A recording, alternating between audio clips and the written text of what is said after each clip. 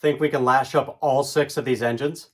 I really hope this doesn't blow my power out. 6 engines. Lionel Legacy, UP Heritage.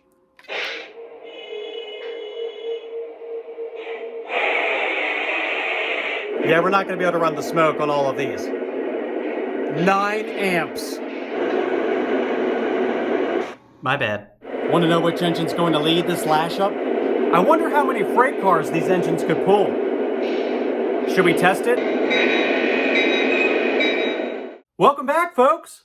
Hope you're having a great week. This video is all about the famous fleet of the 6 heritage units that celebrate the fallen flag railroads that make the Union Pacific Railroad what it is today. And we are going to open all six of the brand new Lionel Legacy run of these 6 heritage units right now.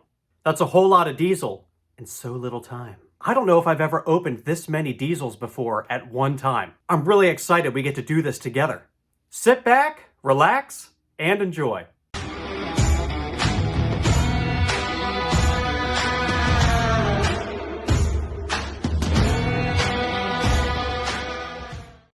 All of the engines you are going to see tonight came from my friends at trainworld.com. And I guarantee you, these are going to move really fast. They're very popular sellers. As of the date of me making this video, there's still plenty in stock. But if you're watching this in the future, I'm not sure that any railroad in the United States celebrates its history and heritage like the Union Pacific.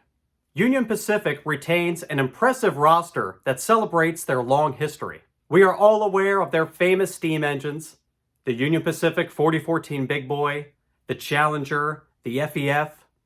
These are icons that we see all the time. But the Union Pacific hosts a large collection of diesel locomotives, including the 6 famous heritage schemes that we're going to open tonight. Let's crack some boxes. Here in front of me are all 6 of the Lionel Legacy Union Pacific heritage units. I think I'm going to turn them face down so I don't know which one I'm opening. Number 1, the excitement.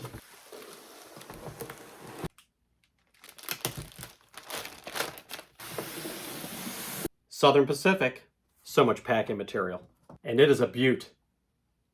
Number 2, Chicago Northwestern. Number 3, gonna be a good one right here. Packing foam for days. Wow. Western Pacific. I like that front. Look at that nose. Number 4. Getting tired of opening trains yet? Is that a trick question? Ah! This is like the most minty fresh Katy diesel I've ever seen. Need to admire it in its current state. Does this really need an introduction? 2 to go. Number 5. Which one could it be? I think I like this paint scheme almost as much as I like the Katy. I mean, come on, look at that. A little bit of contrast of red in there. This light and dark blue. This is one cool looking diesel engine. Last one. By process of elimination, I think we all know which one this is. Huh? Check that out. RBP's 2-cent unboxing tip that no one asked for. When removing the foam from the side of your engines, it's probably going to feel a little bit tight, which is okay. Use your fingers to gently move it evenly. I've seen folks just pull this right off and rip their grab irons right off the engine. Patience. I lack patience probably more than anyone else. But when it comes to taking these pieces off, going slow makes a world of difference. And you'll have a happy train, which is what we want. I don't know, this might be my favorite paint scheme, next to the Katy. Let's get these engines programmed so we can get them running. Enough of the unboxing.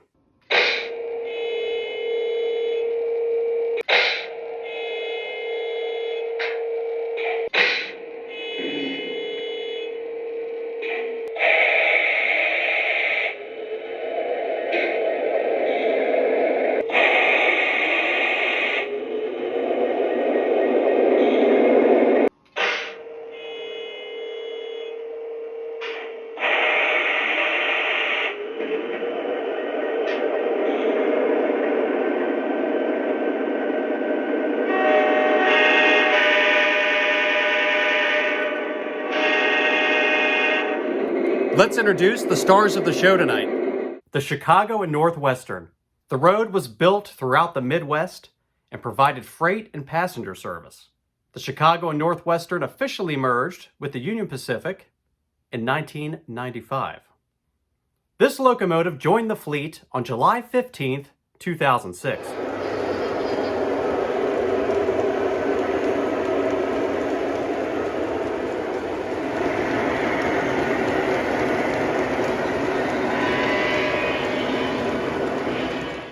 Out of the 6 heritage paint schemes, the Missouri Pacific might just be my second favorite, behind the Katy, of course. Notice the shades of blue on this engine.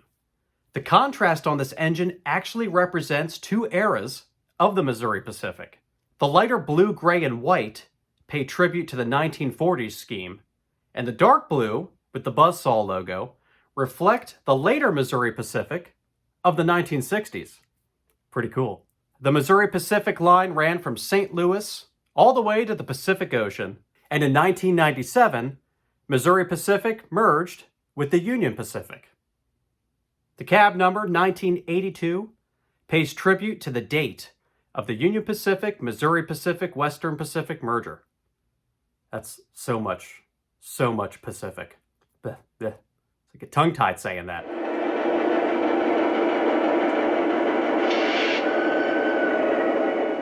The Denver and Rio Grande is known for its amazing scenery and is often referred to as the scenic line of the world. It's truly some beautiful country out there.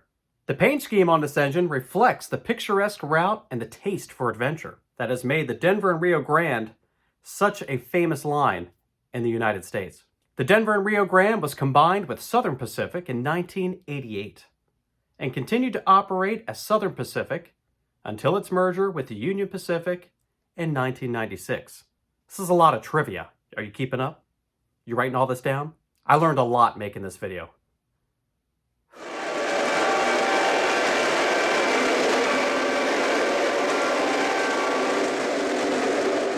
The Southern Pacific Heritage locomotive was inspired by the famous Daylight passenger train.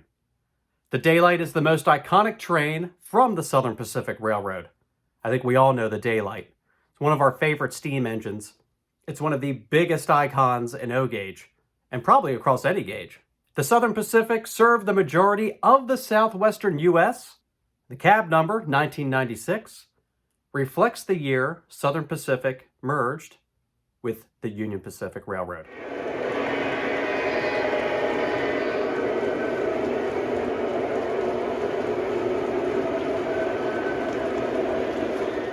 The paint scheme on the Western Pacific Heritage locomotive is really interesting. Part of the scheme is inspired by the orange and silver colors made famous by the California Zephyr. The feather element is also used between the 2 tones on the engine. The front of the engine is inspired by the later years of the WP and uses the green and orange colors. Union Pacific purchased Western Pacific in 1982.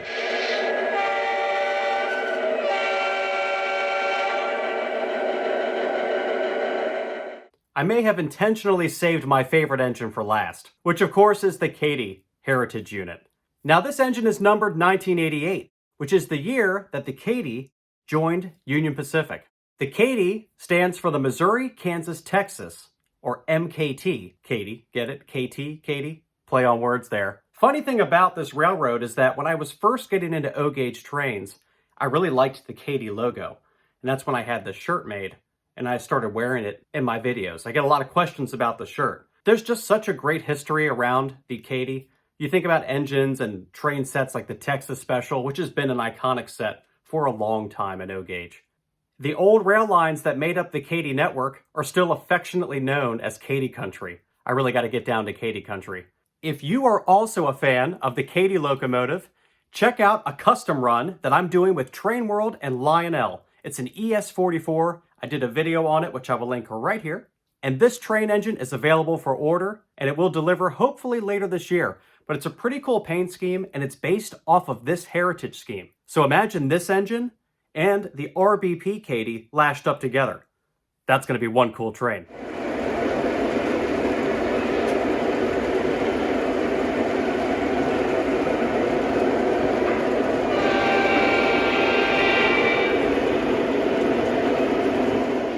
Time for the big lash up. We are going to connect all 6 of these powered units together.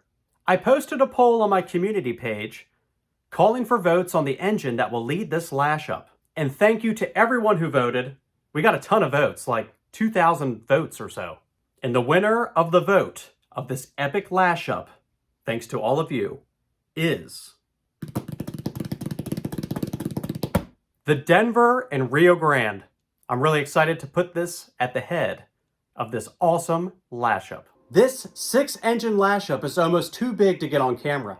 As you can see, I have the Rio Grande that's leading this mighty lash up behind me, and it's stretching all the way down to the south end of the layout. We have the rest of the train laid out, and we are about to fire it up. I turned off all the smoke units before I programmed this lash up because I didn't want to blow out my power and fry the engines. You ready? Here we go. 6 engines, Lionel Legacy, UP Heritage.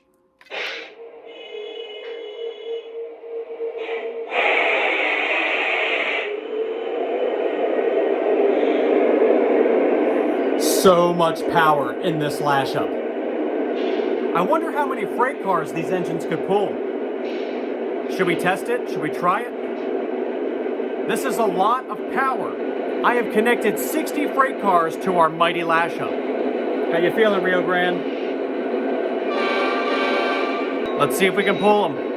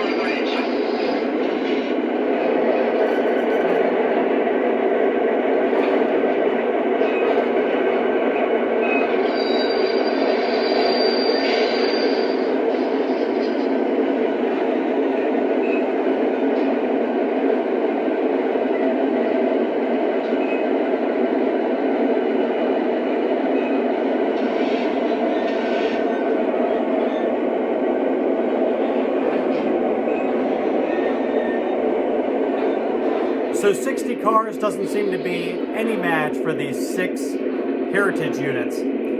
Just a lot of power. I probably could add even more cars, but I don't want to risk breaking something, and I really just want to get these things running.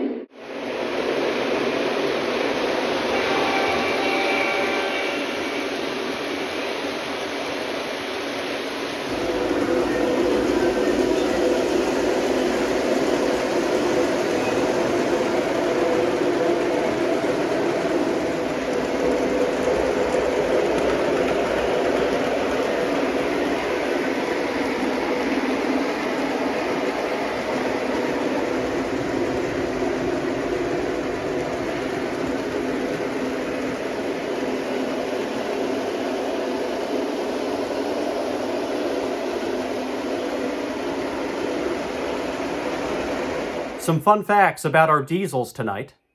The SD70 ACE or SD70 ACE. Oh, leave me a comment. Let me know if I'm saying that right. SD70 ACE or SD70 ACE.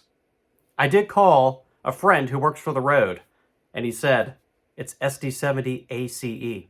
So let me know. Leave me a comment. The SD70 ACE debuted in 2004. The early models were equipped with 4,300 horsepower. It's a lot of power. And the later models were capable of 4,500 horsepower. Many of the early models struggled with intense rattling issues in the cab. This was both annoying and concerning to the operators of these engines. This ultimately led to the nickname Thunder Cab. Thunder Cab. It's kind of cool, actually. But unfortunately, that resulted in many of these engines being downgraded and not being allowed to lead the train. Thunder Cab. I still like that. Thunder Cab.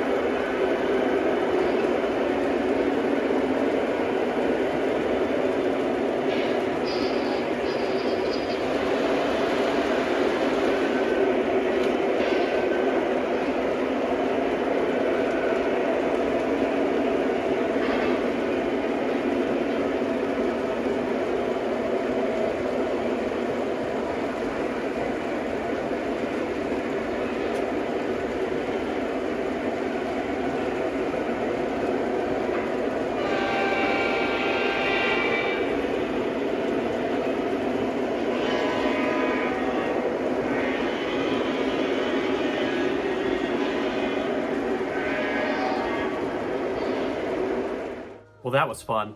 That was a lot of engine. Thank you for being a part of this with me. Leave me a comment. Let me know which heritage engine was your favorite. As always, a huge thank you to all of my subscribers and everyone who's been supporting this channel. My name is Chris, and this is RBP Trains. We'll see you next time.